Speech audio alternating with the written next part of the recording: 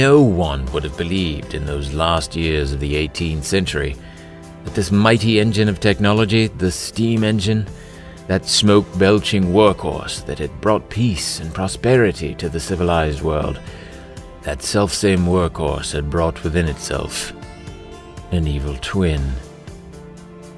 Alongside the vast plains of green-growing grain and corn, there also grew advances in the arts of war.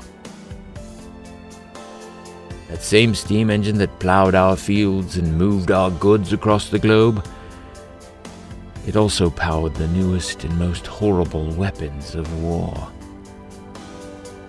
Side by side, the engines of prosperity grew more numerous, as did those mighty new engines of destruction. The airship, that mighty icon of our modern age, able to carry many tons of passengers and goods from one far-flung land to another, just as easily, those icons of the age could carry the tools of war and destruction.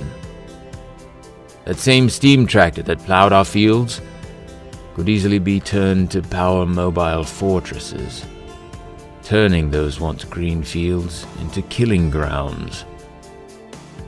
But few people stopped to consider the fact that for every advance in transportation and industry we made, an equal advance had also been made in that sorriest of human pastimes,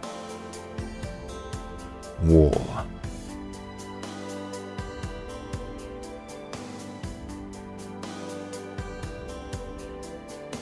After all, we had yet to explore the entirety of our own world. Vast areas of our globe were uncharted, wild, and populated with fierce animals and even fiercer, uncivilized native tribes. For in that day and time, humanity had, as yet, not been forced to unite against a common enemy.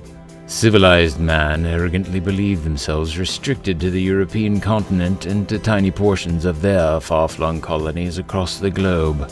The written history of the known world only included Europe, the Middle Eastern region, and some small fraction of Far Eastern Asia. Even the European conquests of the American continents, of India, and of Southeast Asia had failed to bring the lesson home that wherever mankind could be found, civilizations arose.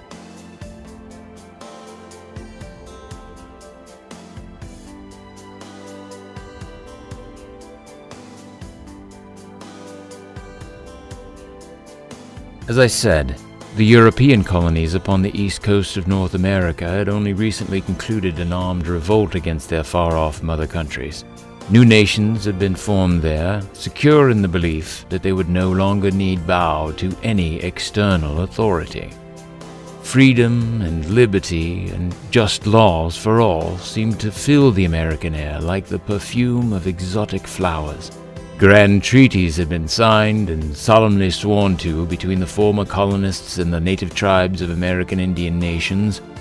Even those multitudes of African natives that had been transported against their will to serve as slaves in the colonies were gradually being given the freedom and liberty to make of their lives what they willed, rather than serve the will of others. It was a time of peace, new prosperity, new ideas, and fresh hopes for all mankind.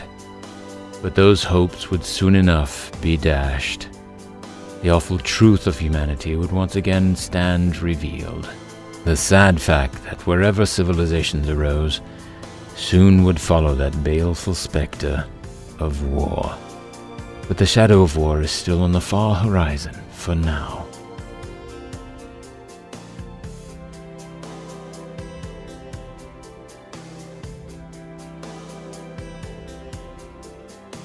At the moment, mankind is still unwittingly enjoying an uneasy peace. Great fleets of airships ply the skies, carrying passengers and cargo between cities scattered across the civilized world. Thousands of people and tons of goods shuttle back and forth between Europe, the Americas, Asia, and the island nations of the South Pacific Ocean. Crossing the Atlantic is a mere 5-day journey for the amazing airships of the modern age. Explorers using private airships reach deep into the African and South American continents, Even the vast reaches of Russia and China are connected by routes through the air. Mankind is slowly bringing the furthermost reaches of the globe closer together. The airship is rapidly becoming the most single recognizable symbol of the modern age. Just as the locomotive became the symbol of the 18th century, the airship quickly supplanted that image as the icon of the 19th century. This, my friends, is the age of the airship, the single most useful tool invented in the great age of steam, for the purpose of commerce, exploration, transportation, and even of conquest.